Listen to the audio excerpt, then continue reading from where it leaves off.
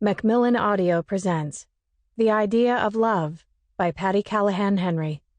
Read for you by Arndt. For Serena, Stella, and Sadie, with love. This is a good sign, having a broken heart.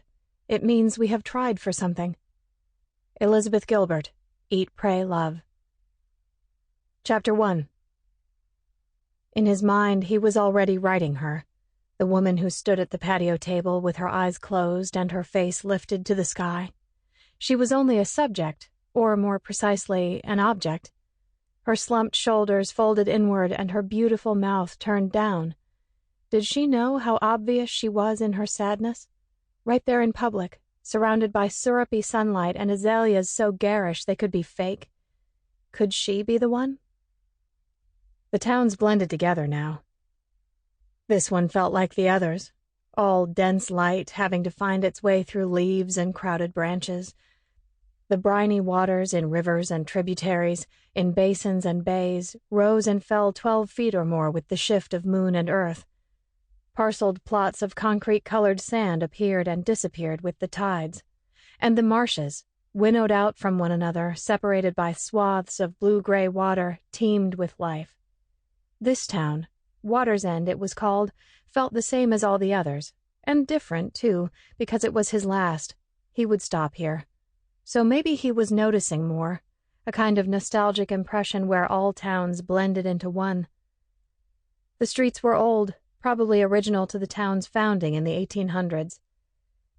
They didn't force themselves into straight lines, but found their way through the existing landscape. Seafood restaurants and bars, shops with names like Seashore Decor and Driftwood Sands, coastal-themed hotels and homes. They all filled every one of these towns. He focused on the woman across the street, her face lifted to the sky. This woman knew how to be still. She was otherworldly in the way he always imagined Southern women to be, petite and fragile. While he stared, she opened her eyes and looked directly at him with a practiced air of, "What the hell do you want?" She could have walked away, embarrassed, but she waited one more beat before sitting at the cafe table. He guessed her age about 5 years younger than his 49. The details that would go in his notebook? She was small, her hair a buttery yellow melting onto her shoulders. Bangs fringed her forehead and were pushed to the left, curtains swept aside for that sliver of sunlight to fall into a room. Her face was round and full until her chin, which was shaped like a little heart, almost an afterthought.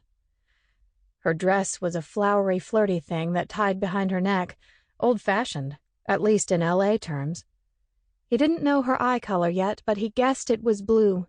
He wanted them to be blue. She was pale, but her cheeks held pink in them like a stain. He exhaled.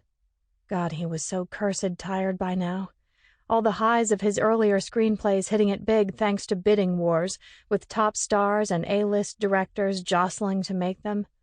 And then the lows, or more specifically 2 devastating lows, flops they'd called the last 2 movies he wrote, and not behind closed doors, but in reviews heard on TV and at the cocktail parties of friends, and printed in newspapers and magazines and online at 1,000 different websites. Always online, in the stories and blogs, and especially in the comments below that you should never read but you always do. "It's all in the execution," was the catchphrase in the movie business. His execution seemed likely if he didn't return with an idea for a great script. He'd been traveling for 2 months now, wandering the southern East Coast. He'd found a few stories from women who cried on his shoulder and told him their latest heartbreak. He'd listened to them all, the way they'd met, the way they'd parted, the meant-to-bes that turned out not to be, the waiting and the longing and the angst. Oh, the angst. And every last one of them believing her pain was unique. In the end, not one story was worth telling again, much less worth putting on paper. To all of these women, his name was Hunter Adderman, and he was writing a book on southern coastal towns. That's how he presented himself. That's who he was, at least for now. Before he approached the woman, he glanced at his phone to see if Amelia had gotten back to him yet. Nope. He shook his head. How could he make it up to his daughter? Sample complete. Ready to continue?